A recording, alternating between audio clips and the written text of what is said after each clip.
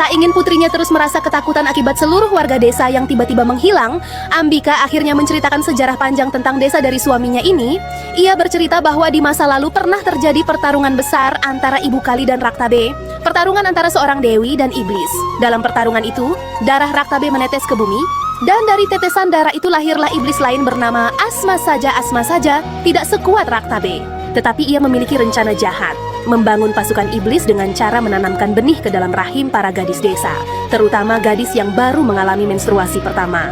Ia berharap bahwa ketika benih-benih itu lahir dan jumlahnya semakin banyak, mereka dapat membalas dendam kepada Ibu Kali. Untuk menghadapi Asma saja, Ibu Kali memilih seorang pemuja dari kalangan manusia yang dipilih adalah leluhur keluarga Subangkar. Leluhur itu diberi kekuatan untuk mengalahkan Asma saja, dan dalam pertarungan tersebut ia berhasil menang.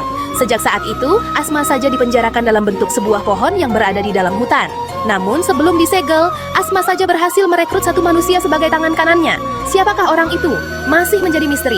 Tugas tangan kanan itu adalah menemukan gadis keturunan leluhur Subangkar, gadis yang mewarisi kekuatan Ibu Kali, lalu membuat gadis itu hamil dengan benih Asma saja. Jika hal itu terjadi, akan lahir seorang anak yang lebih kuat dari Raktabe karena memiliki kekuatan Ibu Kali sekaligus anugerah dari Dewi Siwa. Sampai hari ini, Asma saja masih menunggu gadis dari keturunan keluarga Subangkar. Subangkar tahu hal itu bisa menimpa putrinya Swita. Itulah sebabnya ia meninggalkan desa dan pindah ke kota. Ia juga menyembunyikan identitas Swita ketika putrinya lahir. Bahkan, ia sengaja menukar bayinya dengan bayi laki-laki milik pasien lain agar keluarganya mengira ia tidak memiliki anak perempuan. Saat ayahnya datang membesuk, Subangkar kembali menyembunyikan Swita agar tidak ada warga desa yang mengetahui keberadaan putrinya. Ambika mengetahui seluruh cerita ini karena mendiang suaminya pernah menceritakannya. Meski awalnya ia tidak percaya, bahkan hingga kini pun ia masih meragukannya. Tanpa ia sadari, iblis itu sudah memantau Swita beberapa waktu kemudian. Inspektur Sekar menerima kabar bahwa semua gadis yang hilang telah kembali, termasuk Devika. Mereka segera ditanyai, tetapi tidak satu pun yang mengingat apa yang terjadi. Tim medis pun tidak menemukan kelainan apapun.